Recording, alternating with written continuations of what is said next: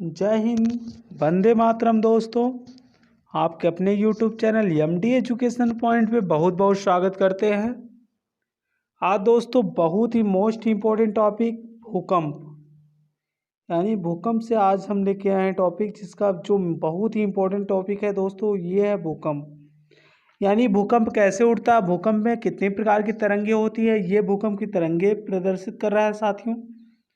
यानी इसमें P, yes और यल तरंगों के बारे में हम लोग चर्चा करेंगे। पी, यस और यल तरंगों के बारे में हम लोग चर्चा करेंगे और उसके बाद देखेंगे भूकंप की तीव्रता किस पैमाने से नापी जाती है और इसको किस ग्राफ पे दर्शाया जाता है। इस सभी इंपॉर्टेंट प्रश्नों के साथ हम लोग शुरू करते हैं आज का टॉपिक भूकंप। दोस्तों इस वीडियो को पूरा ध्यान से देखिएगा और कलम कापी लेके इन प्रश्नों को नोट कर लीजिएगा।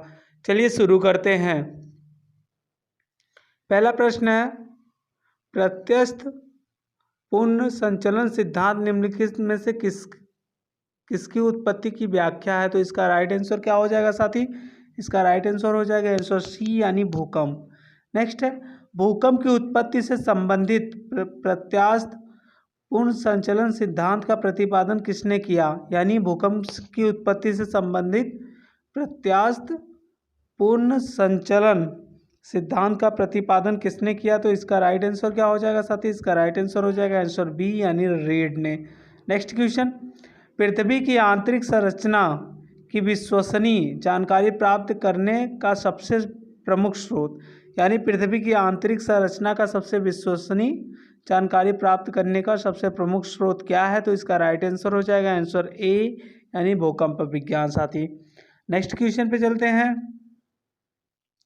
पृथ्वी की आंतरिक संरचना की विश्वसनीय जानकारी प्राप्त करने का सबसे प्रमुख स्रोत।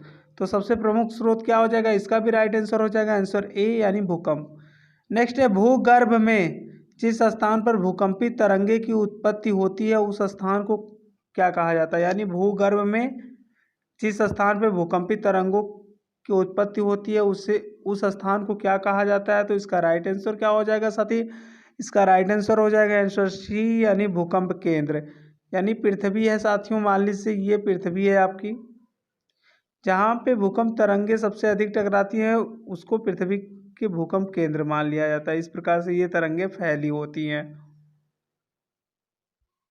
नेक्स्ट क्वेश्चन पे चलते हैं। नेक्स्ट क्वेश्चन, भूकंप मूल वह स्थान है जहाँ, यानी भूकंप मूल कौन सा स्थान है। तो इसका राइट आंसर होगा आंसर बी यानी जहाँ से भूकंप की उत्पत्ति होती है। नेक्स्ट क्वेश्चन पे चलते हैं, अभिकेंद्र भूकंप का एक बिंदु है जो संबंधित है। यानी अभिकेंद्र भूकंप का एक बिंदु है जो संबंधित है, यानी किससे संबंधित है। तो इसका राइट आंसर आंसर बी यानी भूकंप उद्गम केंद्र के ऊपर भूपृष्ठीय बिंदु से। नेक्स्ट है, धरातल के जिस स्थान पर सर्वप्रथम भूकंप का अनुभव किया जाता है कहलाता है। यानी धरातल के जिस स्थान पर सर्वप्रथम भूकंप का अनुभव किया जाता है क्या कहलाता है। तो इसका राइट आंसर क्या होगा साथी, इसका राइट आंसर आंसर बी यानी भूकंप अभिकेंद्र। नेक्स्ट है, भूकंप में धरातली तरंगे होती है। तो भूकंप में धरातली तरंगे कैसी होती है। तो इसका राइट आंसर होगा आंसर बी यानी यल तरंग। नेक्स्ट, निम्नलिखित में से कौन सी भूकंप तरंगे सर्वाधिक क्षति पहुंचाती है। तो इसका राइट आंसर क्या हो जाएगा दोस्तों, इसका राइट आंसर हो जाएगा आपका आंसर सी यानी दीर्घ पृष्ठीय तरंग। नेक्स्ट है, निम्नलिखित में से कौन सा कथन सही नहीं है। कौन सा कथन सही नहीं है। तो इसका राइट आंसर आंसर बी यानी समभूकंप रेखा का आकार नियमित होता है। नेक्स्ट है, निम्नलिखित में से कौन सा स्थान सही नहीं है। तो कौन सा स्थान कथन कौन सा सही नहीं है। तो इसका राइट आंसर क्या होगा, इसका राइट आंसर हो जाएगा आंसर डी यानी इनमें से कोई नहीं। यानी पहला देख लीजिए, रिक्टर स्केल भूकंप की तीव्रता मापने का एक यंत्र है, ये राइट है। रिक्टर स्केल एक लोगरिथम स्केल होता है, ये भी सही है। यह स्केल भूकंप की ऊर्जा को मापता है, ये भी सही है। नेक्स्ट है, अंतरसागर भूकंपों द्वारा उत्पन्न समुद्री लहरों को क्या कहा जाता है। यानी अंतरसागरीय भूकंपों द्वारा उत्पन्न समुद्री लहरों को क्या कहते हैं। तो इसका राइट आंसर साथी हो जाएगा राइट आंसर इसका बी यानी सुनामी। नेक्स्ट है सुनामी का मुख्य कारण निम्नलिखित में से कौन सा है। तो सुनामी का मुख्य कारण क्या है, तो इसका राइट आंसर क्या होगा, राइट आंसर हो जाएगा आपका आंसर बी यानी भूकंप। नेक्स्ट है विश्व के सर्वाधिक 63% के लगभग भूकंप निम्न में से किस पेटी में आते हैं। यानी 63% भूकंप सबसे ज़्यादा किस पेटी में आते हैं, तो इसका राइट आंसर क्या होगा, इसका राइट आंसर हो जाएगा आंसर ए यानी परिप्रशांत महासागरीय पेटी। नेक्स्ट क्वेश्चन साथी, भूकंपों का प्रभाव महाद्वीपीय भागों के अतिरिक्त महासागरीय भागों में भी पड़ता है और इससे महासागरों में भयंकर लहरें उत्पन्न होती हैं। इन लहरों को किस नाम से जाना जाता है, तो इसका राइट आंसर होगा आंसर डी यानी सुनामी लहरों से। नेक्स्ट है सुनामी किस भाषा का शब्द है। दोस्तों ध्यान दीजिएगा, सुनामी किस भाषा का शब्द पूछा गया है, तो इसका राइट आंसर आंसर सी यानी जापानी। यानी जापान में बहुत ज़्यादा ये सब आते हैं, तो ये आप इस तरह से भी याद कर सकते हैं, जापान में सबसे ज़्यादा भूकंप सुनामी आते हैं, तो इसीलिए यहाँ से ही सुनामी लहर का नाम पड़ा है। नेक्स्ट है किस देश में भूकंप से उत्पन्न विनाशकारी समुद्री लहर तरंगे सुनामी कहते हैं। किस देश में भूकंप से उत्पन्न विनाशकारी समुद्री तरंगों को सुनामी कहते हैं, तो इसका राइट आंसर क्या होगा, राइट आंसर हो जाएगा आंसर बी यानी जापान में। नेक्स्ट है तरल पदार्थों से होकर ना गुजर सकने वाली भूकंपी तरंगे लहरें कौन सी है, तो इसका राइट आंसर हो जाएगा आंसर सी यानी यस तरंग यानी सेकेंडरी तरंग, द्वितीयक तरंग इसको कहते हैं। भूकंप मापा जाता है दोस्तों, तो भूकंप किससे नापा जाता है, तो इसका राइट आंसर आंसर डी यानी रिक्टर पैमाने से। नेक्स्ट क्वेश्चन पे चलते हैं, सिस्मोग्राफ किससे मापने के लिए काम में लाया जाता है। यानी सिस्मोग्राफ किससे मापने के लिए काम में लाया जाता है, तो इसका राइट आंसर है आंसर सी यानी भूकंपी तरंगों को। साथियों ध्यान दीजिएगा, अगर रिक्टर स्केल और सिस्मोग्राफ दोनों दे दिया या सिस्मोग्राफी स्केल दे दिया, तो ये जान लीजिए कि आप उसको रिक्टर स्केल पे सही मारेंगे। ये सिस्मोग्राफ पूछा है किस पैमाने के लिए काम में लाया जाता है, तो यानी भूकंपी तरंगों को दर्शाने के लिए। नेक्स्ट है भूकंप के अध्ययन को कहते हैं, यानी भूकंप के अध्ययन को क्या कहते हैं, तो इसका राइट आंसर आंसर बी हो जाएगा यानी सिस्मोलॉजी।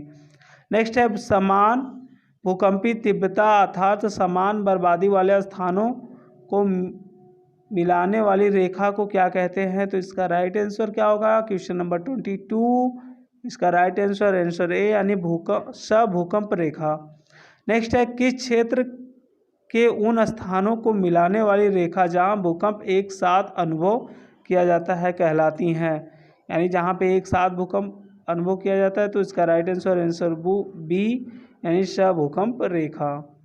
नेक्स्ट है समभूकंप रेखा का आकार प्रायः होता है। यानी समभूकंप रेखा का आकार कैसा होता है, तो इसका राइट आंसर होगा आंसर बी यानी अनियमित।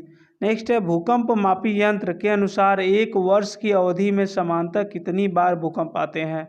यानी भूकंप मापी के यंत्र के अनुसार एक वर्ष की अवधि में समांतर कितनी बार भूकंप आते हैं, तो इसका राइट आंसर क्या होगा, इसका राइट आंसर हो जाएगा आंसर बी यानी 8 से 10,000 बार। दोस्तों ये वेरी इंपॉर्टेंट प्रश्न है। नेक्स्ट है अग्निवलय प्रशांत महासागर के उस विशाल क्षेत्र को कहते हैं जहां कुल भूकंप यानी कितने प्रतिशत आते हैं, तो दोस्तों इसका राइट आंसर क्या होगा, इसका राइट आंसर हो जाएगा आपका आंसर ए यानी 68%।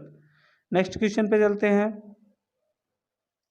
निम्नलिखित में से कौन सी अनुमेय प्राकृतिक आपदा है, तो इसका राइट आंसर क्या हो जाएगा, इसका राइट आंसर होगा आंसर डी आपका यानी प्रभंजन। नेक्स्ट है निम्नलिखित में से कौन सा एक एशिया के पूर्वी सीमांतों में होने वाले भूकंपों का कारण बताता है, तो इसका राइट आंसर साथी क्या होगा, इसका राइट आंसर हो जाएगा आपका आंसर ए यानी एशियाई प्लेट के नीचे पैसिफिक प्लेट का अवगमन। तो दोस्तों 28 नंबर का क्वेश्चन का जो राइट आंसर होगा दोस्तों ए नंबर हो जाएगा यानी भूकंप हो जाएगा। सॉरी दोस्तों, इसका राइट आंसर ए हो जाएगा।